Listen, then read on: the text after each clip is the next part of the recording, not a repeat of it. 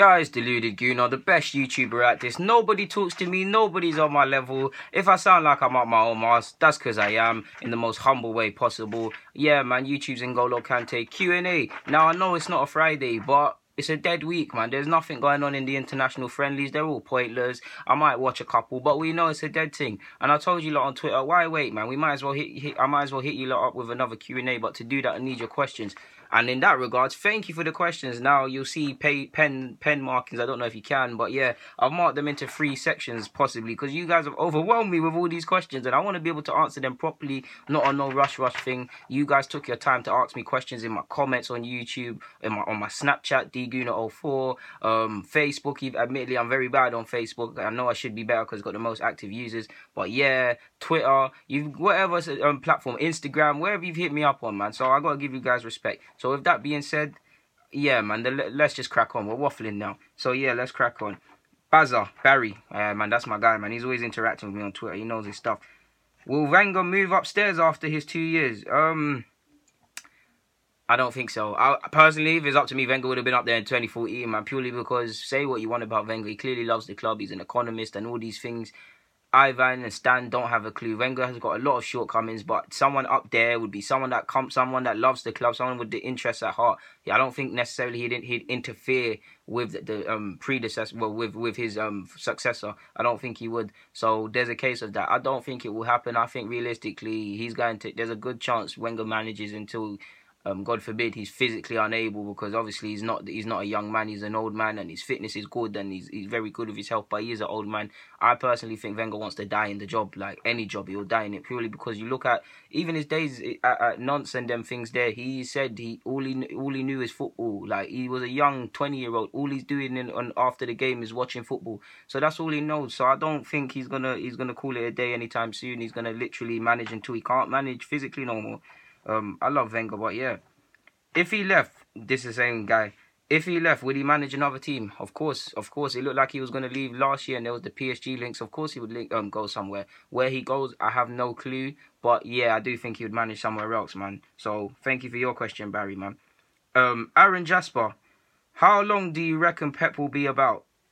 Obviously, I hope you're referring to, I don't know if you're referring into the Prem or in management as a whole. Management as a whole, he's actually said, I think he said he don't want to be like Fergie and Wenger and them lot in management all the time like that. We know he doesn't like to stay at a club for too long. I think City will be the longest he stays, purely because I see him staying an extra year as opposed to Munich and Barcelona and things like that, because it's his hardest job in terms of the current personnel, in terms of where the club want to be. They're not established like that, in the sense that Munich and Barca, they're already big clubs, and Pep took them to the next level type thing. You get it? So I'd say 4 years, 4 maybe 5 years max. That's it. If you're referring to Man City. Now, he's also said he wouldn't mind managing Brazil. Come, Pep, come. We need you. You, Gabriel Jesus, 2022 World Cup, madman. So yeah, hopefully that answers your question. At Cyrus Jarjay, hopefully I've said your name right. Forgive me if I haven't, bro. Do you think not being in the champs was the best thing that could have happened to us? Well, you would have thought so. I mean, we've been mediocre for years, but we've been getting top 4 when we didn't deserve it. Even when we got second, when we banked the Spurs for coming third in the 2-horse race, but realistically, they were the second best side, and we beat it. We beat them to it that season. So this has been going on for years. You would have thought kick up the backside, not being in the top 4. We'd invest substantially. I don't mean splash the cash, but buy competent players and improve and be serious. No, nada. None of that. None of that's happened. If arguably we've got worse. What did you hear? Summertime. What did you hear in the summertime? Away form was a problem of us last season. We need to be good away from home. We need to start the season off strongly. We need to be pulled together and forget about the old stuff. All of this was flipped on its head, and you got the same old crap. So you can't.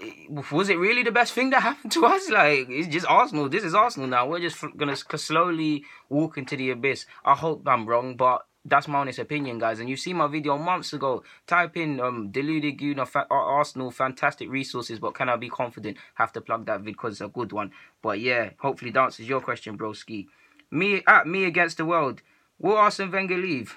Well, he ain't gonna leave. He's got a good job. He's gonna leave until he ain't leaving until he physically can't do the job anymore, or he's not leaving until he gets sacked. Could you see him being sacked? No. So in that regards, I don't see it, man. Like, if he's fought back from last season and other troubling periods where any other manager at any other club or a manager at this club that wasn't him would have got sacked, he survived. So yeah, man, he clearly leaves in his own terms.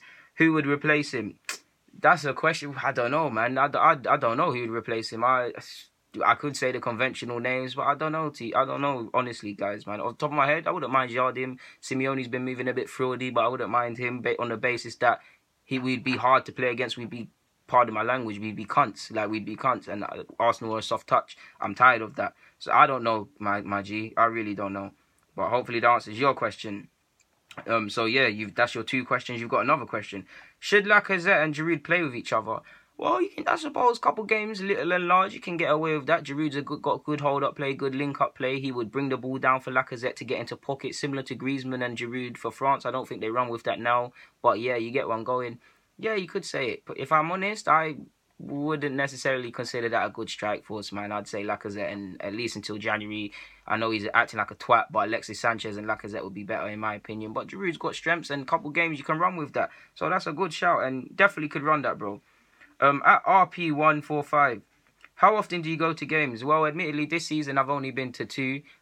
Purely because, 1, I'm trying to save my money. Because have you seen how we're playing? Like, have you seen how we're playing? So I just tend to keep myself on the Sky, on the streams, and all these things, man. I mean, Arsenal's pricey as it is, man. I normally go with my nephew, so that's like, what, I'm looking at over £100 a game, really. So, because obviously I pay for him. I'm looking at £100 a game, so it's a pretty penny. And when we're playing like this, it's not worth it. What else? You've got another question. What do you think of the atmosphere at games? Well, because of how we are, and Arsenal, don't get me wrong, Highbury wasn't a madness. It was better than this, but it's painted as this noisy, rocking place. It had its problems of its own, but it was substantially better than this. I think just because Arsenal's very elitist, we've got all these corporate fans and all these things, prawn cocktail and prosecco sort of fans, as I call them. We're always lied and told 51,000. The real Arsenal fans, realistically, they can't afford to go, and those that can are spending money they can't. That's why the atmosphere is like that. That's not only at Arsenal, that's at several other clubs. So yeah, I'd say the classism's at play. The affordability is at play, the damn right poor form, and the emotional heartache that goes with being at Arsenal. I mean, we know it's it's never nice to watch us. We ain't look forward to watching Arsenal in a minute. It's always tense before the game, then the inevitable going a goal behind, then chasing. The game is mixed with emotion. You don't know what you're going to get. So I don't fault some people if they don't go to them games, because that's some scary stuff, and it's not good for your health too many times if Arsenal can give you that for over 38 games. So hopefully that answers your question, my broski. At Pete Pert, who do you think should replace them? In brackets, Ozil/Alexis. Now, I change every week. The players that we can get, that I want, we cannot get because we're not aggressive enough and we're not ambitious enough.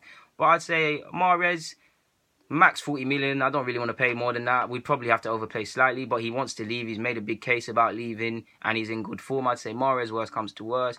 Top tier talents, Insigne, Fekir's been on my list. I've been saying for years to sign him. Since I've started my YouTube thing, you've seen me talk about him all the time. He's got 11 goals this year. He's got over his mad injury. Was it his ligaments or something?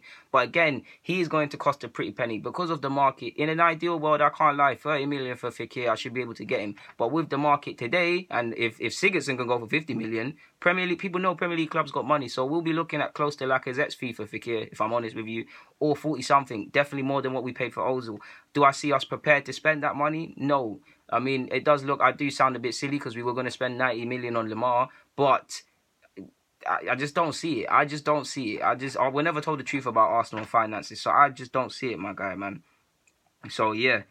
Oh, yeah, man. So, hopefully that answers your question. Alright, I forgot. RP15's got another question. What's the best stadium you've been to?